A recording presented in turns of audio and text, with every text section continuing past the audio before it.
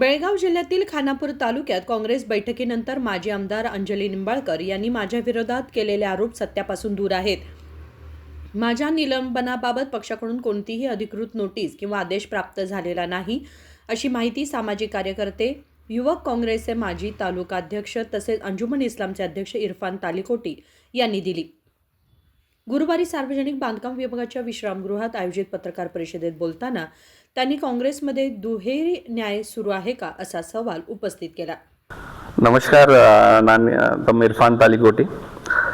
ನಿನ್ನೆ ಕಾಂಗ್ರೆಸ್ ಸಭೆಯಲ್ಲಿ ಅಂಜಲಿ ನಿಂಬಾಳ್ಕರ್ ಅವರು ತನ್ನ ವತಿಯಿಂದ ಹೇಳಿಕೆ ಕೊಟ್ಟಿದ್ದಾರೆ, ನನಗೆ ಮೀಟಿಂಗ್ದಿಂದ ಹೊರಗೆ ತೆಗೆದ್ರು ಅಂಥೇಳಿ. ಅದು ಅವ್ರು ಹೇಳೋ ಪ್ರಕಾರ ಅದು ಸ್ವಲ್ಪ ಡೈರೆಕ್ಷನ್ ಚೇಂಜ್ ಆಗ್ತಾ ಇದೆ. ನಾನು ಅಲ್ಲಿ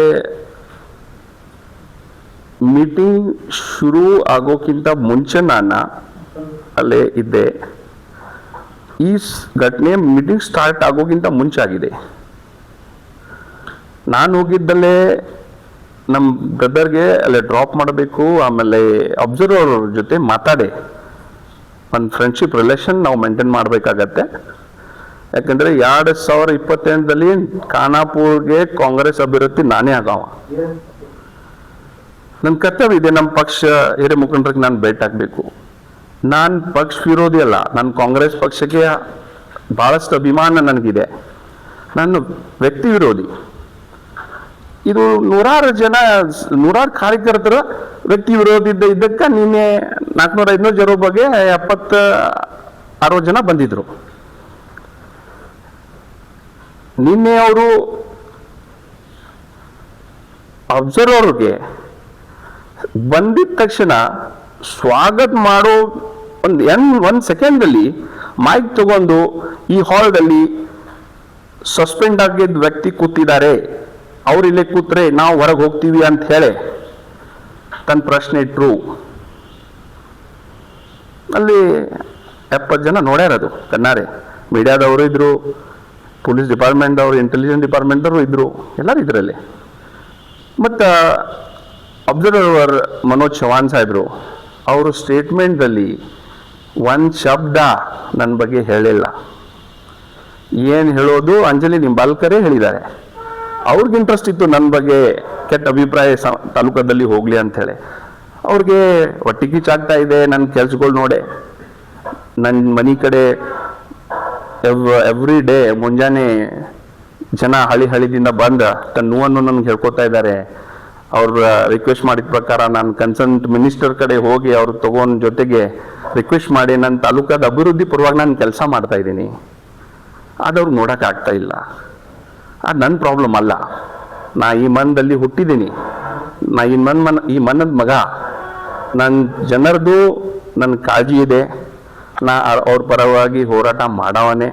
ಮತ್ತು ಏನು ಕೆಲಸ ನಾನು ಈಗ ಮಾಡ್ತಾ ಇದ್ದೀನಿ ಅದಕ್ಕಿಂತ ಡಬಲ್ ಕೆಲಸ ನಾನು ನಾಳಿಂದ ಮಾಡವ. ನನಗೆ ಯಾರು ಬೆದರಿಕೆ ಇಲ್ಲ. ಅವ್ರು ಅಂತಾರೆ 2013ರಲ್ಲಿ ನಾನು ಅವ್ರ ವಿರೋಧ ಇಲೆಕ್ಷನ್ ಮಾಡಿ ಪಕ್ಷ ವಿರೋಧ ಚಟುವಟಿಕೆ ಮಾಡಿದ್ದೇನೆ, ಅದಕ್ಕಾಗಿ ನನ್ನ ನಿಲಂಬಿತ ಮಾಡಿದ್ದಾರೆ.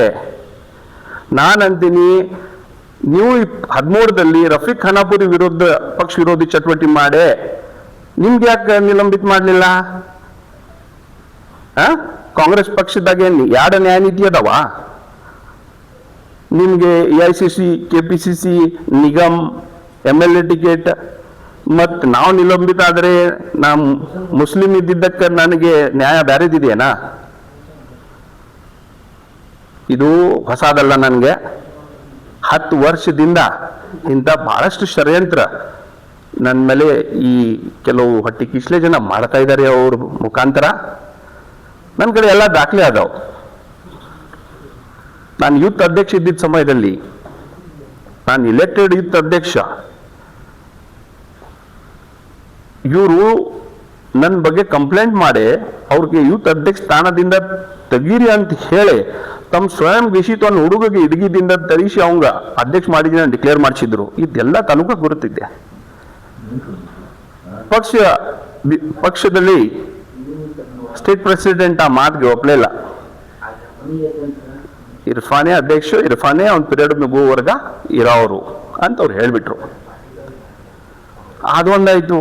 ಆಮೇಲೆ ನಾನು ಯೂತ್ ಸಂಘಟನೆ ಮಾಡಿ ಕಷ್ಟಪಟ್ಟು ತಾಲೂಕಾಗ ಒಗ್ಗಟ್ಟು ಮಾಡಿದೆ. ನಮ್ಮ ಬ್ರದರ್ಗೆ ತಾಲೂಕಾ ಪಂಚಾಯತ್ ಗೋದೋಳಿಗೆ ಕಾಂಗ್ರೆಸ್ ಸೀಟ್ ಹಾರಿಸ್ಕೊಂಡು ಬಂದೆ. ನಾನಲ್ಲಿ ನಾನ್ ಮಾಡಿದ ಸಂಘಟನೆ, ನಾನ್ ಮಾಡಿದ್ದು ಶಕ್ತಿದಿಂದ ಇವ್ರು 17ಗೆ ಹಾರ್ಚ್ ಬಂದ್ರು.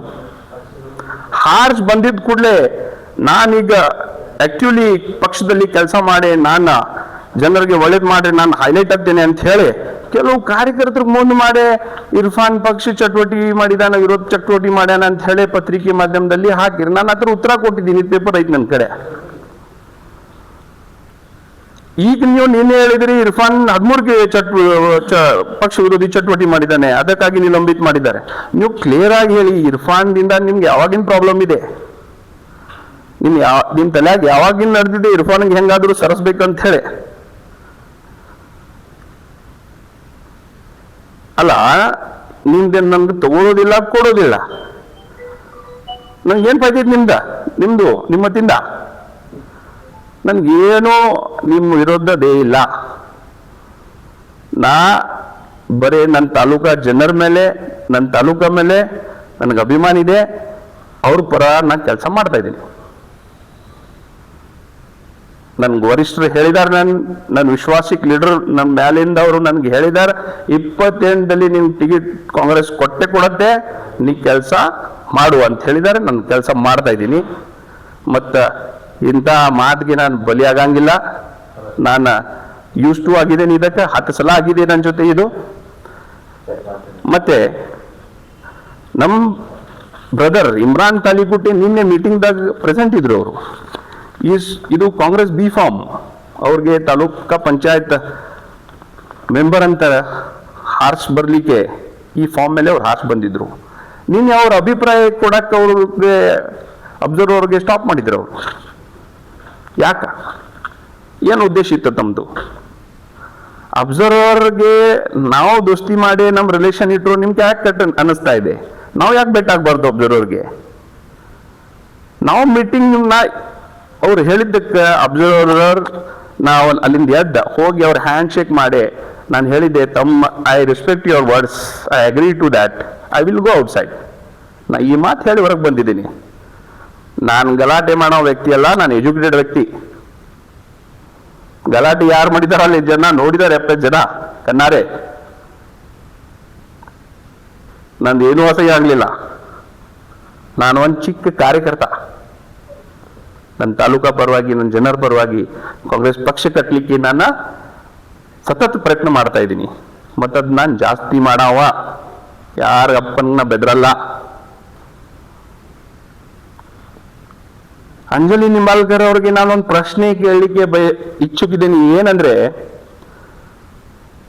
ಮೊನ್ನೆ ಪಂಡಿತ್ ಹೋಗ್ಲೆ ಮೇಲೆ ಪಾಪ ಹುಡುಗ, ತಂದೆಲಿದ್ ಹುಡುಗವ ಸಮಾಜ ಸೇವೆ ಮಾಡಿ ತನ್ನ ಧರ್ಮದ್ದು ಅಭಿಮಾನ ಕಟ್ಕೊಂಡು ತನ್ನ ಧರ್ಮ ಬಗ್ಗೆ ಎಲ್ಲ ಅಭ್ಯಾಸ ಮಾಡಿ ನನ್ನ ಅನುಶ್ರೀ ಪ್ರಕಾರ ಕಟ್ಟ ಹಿಂದೂವಾದಿ ಪಂಡಿತ್ ಹೋಗ್ಲೆ.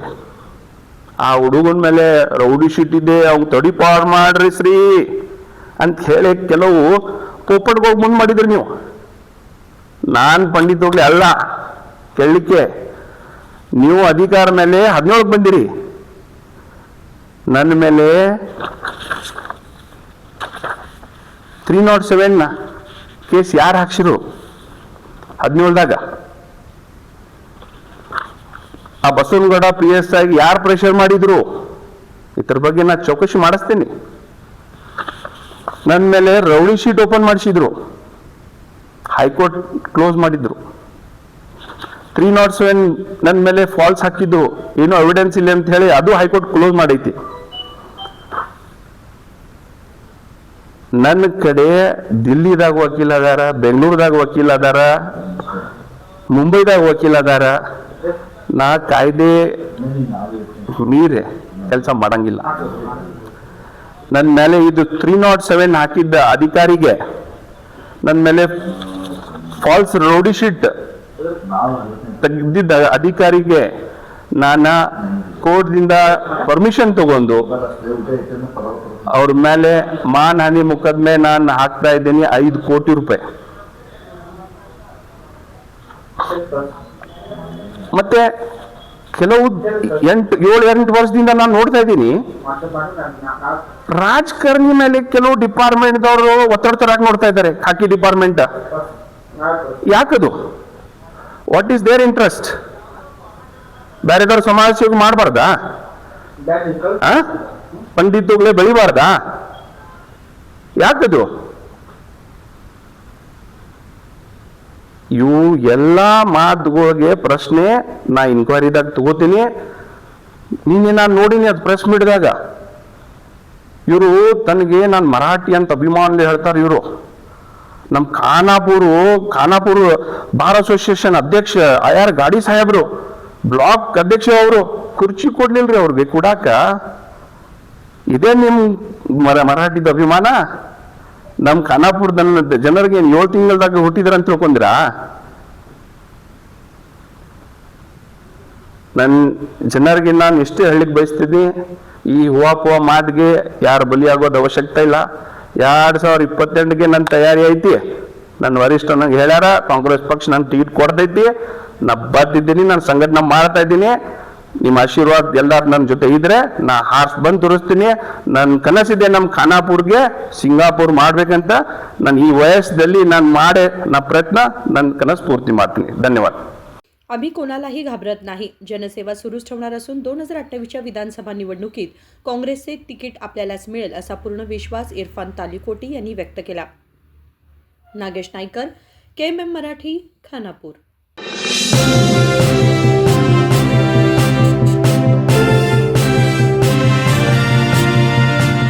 ನಿಮ್ಮ ಬಯಕೆಗಳು ವಜ್ರಾಭರಣಗಳೊಂದಿಗೆ ಬಂದರೆ ಹೇಗಿರುತ್ತದೆ? BMW X1 24 ಕ್ಯಾರೆಟ್ ಚಿನ್ನದ ಬಾರ್ ಮತ್ತು ವಜ್ರಾಭರಣದ ಖರೀದಿಯ ಮೇಕಿಂಗ್ ಚಾರ್ಜ್ ನ ಮೇಲೆ 100% ರಿಯಾಯಿತಿ. ನಿಜವಾಗಿ ಇವೆಲ್ಲವೂ ಸಾಧ್ಯವೇ? ಈ ಎಲ್ಲಾ ಕನಸುಗಳನ್ನು Bhima brilliance diamond jewellery festival ನೊಂದಿಗೆ ನನಸಾಗಿಸಿಕೊಳ್ಳಿ. ವಜ್ರಾಭರಣಗಳನ್ನು ಭೀಮಾ ಮಳಿಗೆಯಲ್ಲಿ ಖರೀದಿಸಿ ಆಕರ್ಷಕ ಬಹುಮಾನಗಳನ್ನು ಪಡೆಯಿರಿ. ಕೊಡುಗೆಗಳು ಜುಲೈ 9 ರಿಂದ ಆಗಸ್ಟ್ 9 ರವರೆಗೆ ಎಲ್ಲ ಭೀಮಾ ಮಳಿಗೆಗಳಲ್ಲಿ ಲಭ್ಯ. ಷರತ್ತುಗಳು ಅನ್ವಯ.